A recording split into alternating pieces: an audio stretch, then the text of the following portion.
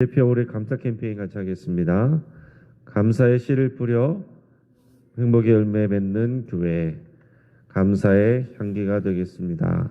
감사의 꽃을 피우겠습니다. 감사의 열매를 맺겠습니다. 아멘. 묵상 말씀 고린도전서 1장 24절 세 번 같이 하겠습니다. 오직 부르심을 받은 자들에게는 유대인이나 헬라인이나 그리스도는 하나님의 능력이요 하나님의 지혜니라. 오직 부르심을 받은 자들에게는 유대인이나 헬라인이나 그리스도는 하나님의 능력이요 하나님의 지혜니라. 오직 부르심을 받은 자들에게는 유대인이나 헬라인이나 그리스도는 하나님의 능력이요 하나님의 지혜니라. 아멘. 하나님께서 오늘 우리에게 주시는 말씀은 시편 102편 12절에서 28절까지 말씀입니다. 저 오늘 본문을 통해서 시온의 회복이라는 제목으로 말씀의 은혜를 같이 나누겠습니다. 자, 기독교를 싫어하고 비판하는 사람들 중에 여호와 하나님을 산신령이라고 비하하는 그런 경우가 있습니다. 근데 그도 그럴 것이 성경에서 보면 하나님이 임재하시는 곳은 언제나 산이었기 때문에 그렇습니다. 바다는 흑암의 세력을 상징하는 반면에 하나님은 여러 산에서 임재하시고 말씀하셨습니다. 그래서 성경에는 여러 거룩한 산들이 많이 나오는데, 모리아산이 있습니다. 모리아산은 아브라함이 하나님 명령에 순종해서 아들 이삭을 드리려고 했던 그 장소입니다. 시내산이 있습니다. 홍해 반도에 지금 위치해 있고 모세가 하나님께 십계명과 율법을 받았던 구약의 대표적인 장소입니다. 시온산이 있습니다. 예루살렘 성읍의 그 자리이고 또 현재 예루살렘 성전의 남동쪽으로 이렇게 추정됩니다. 성전산이 있습니다. 예루살렘 성전이 세워진 장소인데 성전산이라고도 불리는데 앞에서 나왔던 모리아산과 같은 산입니다. 감람산이 있습니다. 예루살렘 성전 맞은편 동쪽에 있어요. 그래서 감람산에서 보면 예루살렘 시내와 성전이 한눈에 보입니다. 그곳을 좀 밑으로 내려오면 겟세마네 동산이 있습니다. 이곳에서 예수님은 제자들을 가르치시고 또 활동하시고 그 겟세마네 동산에서 마지막 기도하셨던 그런 곳입니다. 자, 시내산만 지금 현재 이집트 영역에 속해 있고 나머지는 모두 다 예루살렘에 있습니다. 자, 이 중에서도 가장 대표적으로 거론되는 산이 시온산이에요. 자, 시온산은 그냥 시온으로도 많이 불립니다. 단지 그 산만을 의미하는 것을 넘어서서 시온 이렇게 얘기하면 예루살렘 성전, 더 나아가서는 예루살렘을 상징하기도 하고 더 나아가서는 이스라엘 민족 전체를 나타내기도 합니다. 내 성경은 시온의 회복을 예언하고 또 기도하고 있습니다. 자, 시온의 회복이라고 말을 할 때 그것은 이스라엘 전체의 회복을 말하는 거예요. 자, 역사적으로 이스라엘 민족이 징계와 심판을 받아서 바벨론에 끌려갔다가 회복하는 이런 사건이 있었습니다. 이것이 역사적으로는 시온의 회복을 이룬 것이라 이렇게 얘기할 수 있어요. 하지만 종말적으로는 완전한 영적 이스라엘의 회복을 의미하기도 합니다.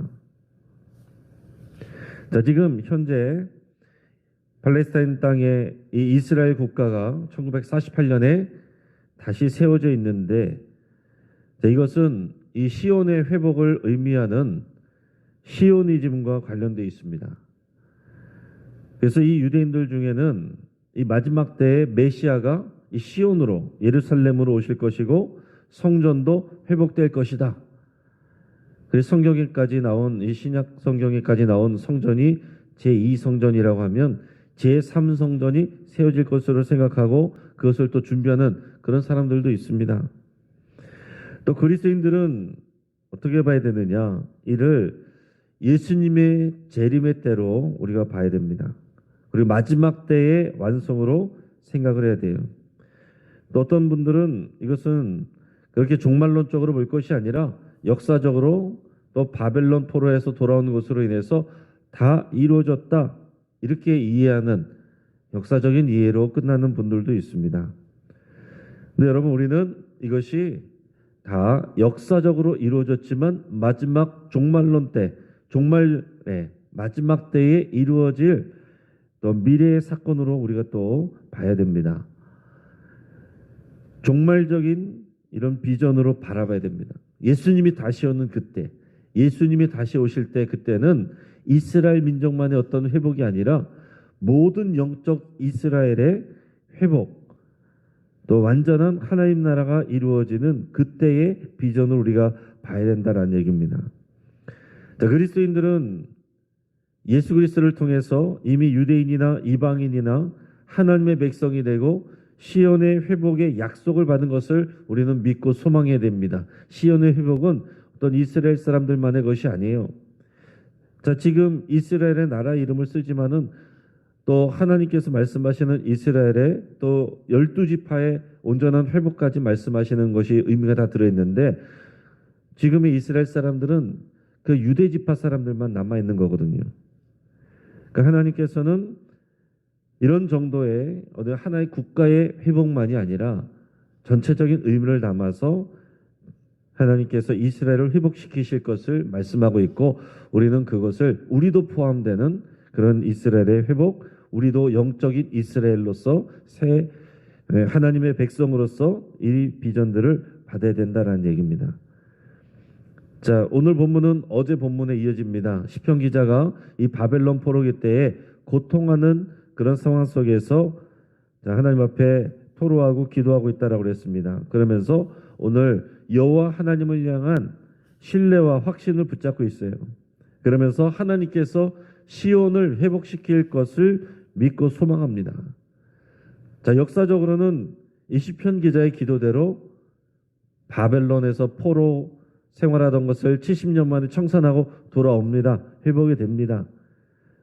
우리는 더 나아가서 종말론적인 비전을 가지고 함께 이 말씀을 묵상할 수 있기를 바랍니다.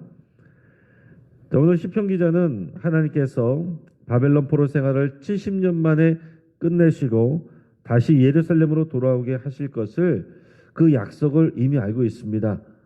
예레미야 선지자가 계속해서 부르짖었던 그 말씀을 이 시편 기자는 믿고 있고 알고 있습니다. 오늘 본문의 12절 13절 말씀을 같이 읽겠습니다. 여호와여 주는 영원히 계시고 주에 대한 기억은 대대에 이르리이다. 주께서 일어나사 시온을 긍휼히 여기시리니 지금은 그에게 은혜를 베푸실 때라 정한 기한이 다가옴이니이다. 아멘. 자, 주에 대한 기억이 대대에 이른다는 것은 하나님의 약속을 우리가 기억하고 있습니다. 이런 표현이에요. 우리가 하나님의 그 약속을 잊지 않고 있습니다. 그 하나님의 약속을 그 말씀을 여전히 신뢰하고 있습니다. 소망하고 있습니다. 그런 표현을 하는 겁니다. 여러분 시편 기자는 지금 혼자서 정신 승리하는 게 아닙니다. 하나님의 약속을 분명한 약속을 붙잡고 소망하는 거예요. 여러분 이것이 우리 그리스도인들의 신앙이어야 됩니다. 우리도 마찬가지로 우리가 소망을 갖는 이유는 단지 세상 사람들처럼 우리가 긍정적인 생각을 갖자 이런 게 아니라 하나님의 약속을 붙드는 그 소망을 갖는 것입니다. 그 증거를 가지고 믿는 거예요. 자, 하나님이 시온을 긍휼히 여기시리니 이렇게 고백했습니다. 시온을 긍휼히 여기시리니 이스라엘 백성들을 하나님께서 여전히 사랑하고 계시고 놓지 않고 계신다는 그 믿음을 표현하는 겁니다. 은혜를 베푸실 정한 기한이 다가오고 있다 이렇게 고백하고 있습니다. 하나님이 약속하신 것을 우리는 믿고 있고 기다리고 있고 지금 전혀 현실의 상황 속에서는 가능성이 보여지지 않지만 이 바벨론에서 영원히 그냥 이대로 이렇게 나라가 없어진 채로 살 것 같지만 하나님께서 약속하신 그 기한이 다가오고 있다는 것을 우리는 믿고 있고 소망하고 있습니다. 이렇게 고백하는 거예요. 자, 이어서 14절에서 16절 읽어보겠습니다. 주의 종들이 시온의 돌들을 즐거워하며 그의 티끌도 은혜를 받나이다. 이에 문나라가 여호와의 이름을 경외하며 이 땅의 모든 왕들이 주의 영광을 경외하리니 여호와께서 시온을 건설하시고 그의 영광 중에 나타나셨음이라. 아멘. 자, 여호와 하나님을 왕으로 믿고 섬기는 종들은 하나님이 시온을 회복하실 것을 믿고 소망합니다. 그러면서 뭐라고 표현하냐면 시온의 돌들을 즐거워하고 시온의 티끌마저도 은혜를 받는다, 이렇게 고백하고 있어요. 자, 이것은 뒤집어서 말하면 지금 예루살렘이 그만큼 황폐에 있는 것을 의미합니다. 바벨론에게 멸망하면서 성읍의 성벽들이 무너지고 성전들이 무너졌습니다. 성전이 무너졌어요. 그래서 황폐하고 다 돌들이 무너지고 그리고 티끌이 날리는 그런 상황입니다. 그런 상황임에도 불구하고 그 시온이 지금 회복될 것을 돌들이 즐거워하고 티끌마저도 은혜를 받으며 그 황폐화된 이 예루살렘이 회복될 것이라는 것을 지금 노래하고 있는 겁니다. 자, 이어서 21절, 22절 우리 같이 읽겠습니다. 여호와의 이름을 시온에서 그 영예를 예루살렘에서 선포하게 하려 하심이라. 그때 민족들과 나라들이 함께 모여 여호와를 섬기리로다. 아멘. 자, 시온이 회복되면, 다시 말해서 예루살렘이 회복되면 예루살렘 성전에서 이스라엘 백성들이 말씀드린 것처럼 실제로는 이제 북이스라엘 남유다 다 나누어져서 유다 백성들입니다. 그러나 하나님은 이들을 통해서도 항상 이스라엘이라는 표현을 쓰세요. 그러니까 전체 회복을 하나님께서 늘 염두에 두고 있습니다. 이스라엘 백성들이 여호와 하나님의 이름을 높이면서 그 영광과 명예를 선포하며 예배할 것이라고 선포하는 겁니다. 시편 기자는 지금 어떤 상황이에요? 바벨론 땅에서 고통스러운 상황을 보내고 있습니다. 몸이 아픕니다. 마음이 고통스럽습니다. 상처를 입습니다. 외롭습니다. 그러나 지금 하나님 약속에 근거한 이런 구체적인 비전을 갖고 있기 때문에 흔들리지 않고 넘어지지 않고 소망을 갖고 살아가고 있는 겁니다. 자, 그때 여호와 하나님은 모든 민족들과 나라들에게서도 영광을 받으시고 섬김을 받으실 것이다, 이렇게 노래하고 있습니다. 여러분, 이것은 역사적으로는 뭐 그렇게 그 주변 나라들이 하나님께 영광을 돌리는 뭐 그 정도는 아닙니다. 놀라기도 하고 대단하다 인정하는 정도지만은 정말로 모든 나라와 민족들이 하나님께 영광을 돌릴 때는 마지막 때에, 마지막에 정말로 이 시온의 회복이 일어나는 그때에는 모든 나라와 열방과 민족들이 하나님을 인정하고 노래하게 될 것입니다.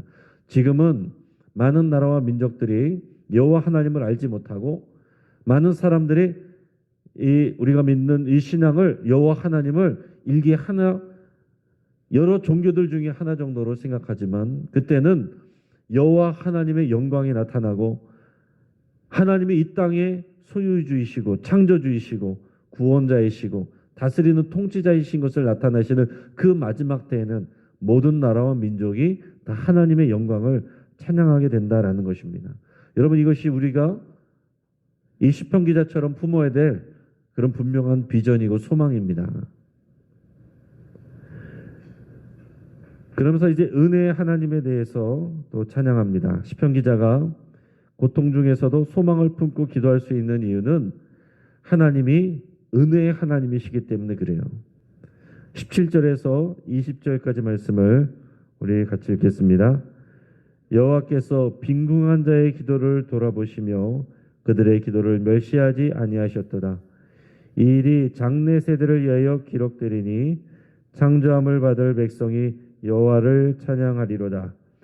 여호와께서 그의 높은 성수에서 굽어보시며 하늘에서 땅을 살펴보셨으니 이는 갇힌 자의 탄식을 들으시며 죽이기로 정한 자를 해방하사. 아멘. 자, 여호와 하나님이 어떤 하나님이신지를 지금 시편 기자가 고백을 하고 노래하고 있는데 여호와 하나님은 빈궁한 자의 기도를 돌아보신다라고 그랬습니다. 그리고 그들의 기도를 멸시하지 않으신다, 이렇게 말했습니다. 여러분, 하나님은 힘있고 능력 있는 사람들의 기도만 들으시는 게 아닙니다. 어떤 영적인 은사가 뛰어난 그런 사람들만의 기도를 그들만의 기도를 들으시는 게 아닙니다. 빈궁한 자의 기도를 들으신다라고 그랬어요. 하나님은 하나님을 의지하고 기대하는 자들의 그 기도를 모두 귀하게 들으십니다. 지금 여러분들의 기도도 마찬가지예요. 지금 오늘 이 방화동에서 남들 다 잘 때 일어나서 깨어서 기도하는 여러분들의 그 기도 소리를 하나님께서 귀하게 들으십니다. 또 뭐라고 말씀합니까? 하나님의 약속과 역사는 장래 세대를 위해서 기록되고 이어질 것입니다. 장래 세대. 우리말로 하면은 우리식으로 표현하면 지금 우리가 다음 세대 이렇게 표현하는데 여기서는 장래 세대, 장차 일어날 그 세대를 말하고 있습니다. 또 다르게 표현해서 창조함을 받을 세대다. 지금 아예 먼 후대를 지금 생각하는 거예요.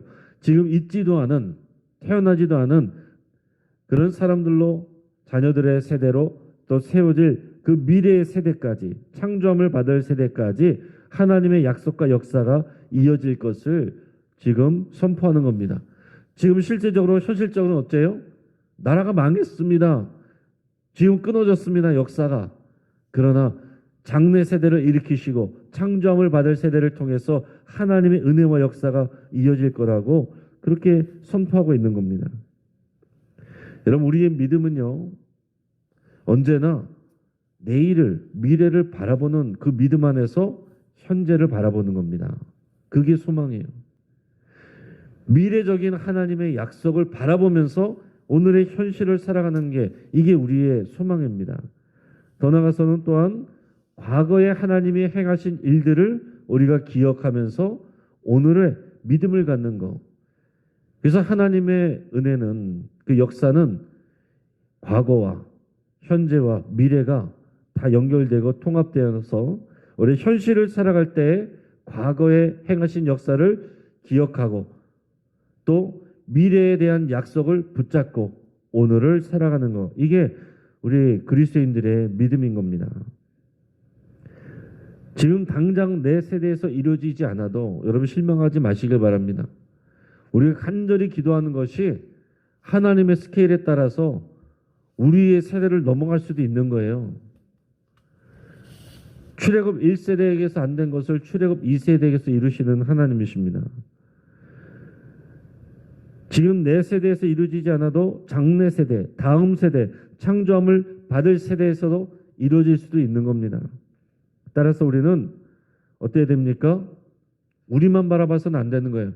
장래 세대, 다음 세대, 미래 세대를 준비해야 되고 그들의 믿음 위에 서도록 힘써야 되는 것입니다. 하나님은 또한 갇힌 자의 탄식을 들으시고 죽이기로 정한 자의 기도도 들으신다라고 했어요. 다시 말해서 심판하신 백성이라도 하나님 다시 회복시키실 것을 지금 믿는다고 고백하는 겁니다. 지금 이스라엘 백성들이 바벨론 포로로 끌려와서 갇힌 자가 됐고 하나님께서 죽이기로 정한 자처럼 그렇게 지금 심판과 징계를 받고 있는 상황이지만 하나님은 갇힌 자의 기도도 들으시고 죽이기로 정한 자도 하나님께서는 다시 회복시키시는 그런 하나님이시라는 것을 알고서 고백하는 겁니다. 지금 시편 기자를 포함해서 바벨론에 잡혀가 있는 많은 이스라엘 백성들은 오늘 본문과 같은 믿음을 고백하고 붙들 때에만 고통의 시간들을 이겨낼 수 있습니다. 여러분, 우리도 마찬가지예요. 우리 하나님이 은혜 하나님이시고 다 망한 것 같아도 하나님께서 회복시키실 것을 우리는 믿는 믿음을 가질 때에만, 그 소망을 가질 때에만 오늘을 살아가고 이길 수가 있는 겁니다. 그러면서 마지막으로 영원한 하나님을 노래합니다. 우리 하나님의 그 영원함, 영원성, 여러분 이것을 알기 때문에 시편 기자가 이런 소망을 가질 수 있는 거예요. 앞에서 시편 기자는 자신에 대해서, 상태에 대해서 뭐라고 그랬습니까? 소멸되는 연기 같다. 시들어 말라버리는 풀과 같다 그랬습니다. 여러분, 우리 인생은 다 그런 것입니다. 우리 대단한 것 같아도 연기처럼 소멸되고 풀처럼 시들고 말라버리게 돼 있어요. 그것 때문에 허무할 것이 아닙니다. 반면에 시편 기자가 믿고 의지하는 여호와 하나님은 영원한 하나님이시다. 하나님의 영원성, 인간의 유한성과 하나님의 영원성을 지금 동시에 말씀하고 있는 겁니다. 25절에서 28절까지 말씀을 같이 읽겠습니다. 주께서 옛적에 땅의 기초를 놓으셨사오며 하늘도 주의 손으로 지으신 바니이다. 전지는 없어지려니와 주는 영존하시겠고 그것들은 다 옷같이 낡으리니 의복같이 바꾸시면 바뀌려니와 주는 한결같으시고 주의 연대는 무궁하리다. 주의 종들의 자손은 항상 안전히 거주하고 그의 후손은 주 앞에 굳게 서리이다 하였도다. 아멘. 하나님은 창조주 하나님이십니다. 옛적에, 다시 말해서 태초에 땅의 기초를 놓으셨고 또 하늘도 주의 손으로 지으셨습니다. 자, 그런데 이런 땅과 하늘도 언젠가는 없어질 수 있어요. 우리는 그 땅과 하늘에 살아가는데, 그 사이에서 살아가는데 땅과 하늘도 소멸할 수도 있습니다.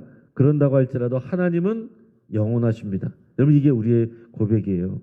이 세상의 만물은 다 옷같이 낡아진다 그랬습니다.